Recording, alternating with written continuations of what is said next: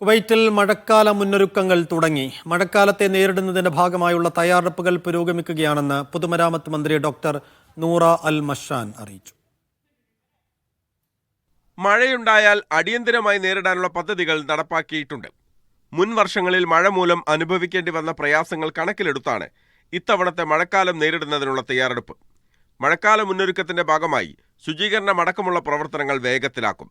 മലിനജല പൈപ്പുകൾ അടയുന്നത് ഒഴിവാക്കാൻ, അഴുക്കുചാലുകളുടെ ശുചിത്വം ഉറപ്പാക്കാനും പൊതുസ്ഥലങ്ങളിൽ മാലിന്യം തള്ളുന്നത് ഒഴിവാക്കാനും അൽ മഷാൻ പൊതുജനങ്ങളോട് അഭ്യർത്ഥിച്ചു.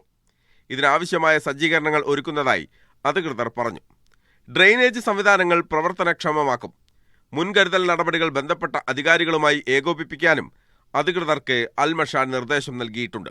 പ്രതിരോധം, ആഭ്യന്തരം, സിവിൽ ഡിഫൻസ്, ഫയർഫോഴ്സ്, കുവൈത്ത് മുനിസിപ്പാലിറ്റി, സിവിൽ ഏവിയേഷൻ അതോറിറ്റി തുടങ്ങിയ മന്ത്രാലയങ്ങളുടെ ഉദ്യോഗസ്ഥർ യോഗത്തിൽ പങ്കെടുത്തു.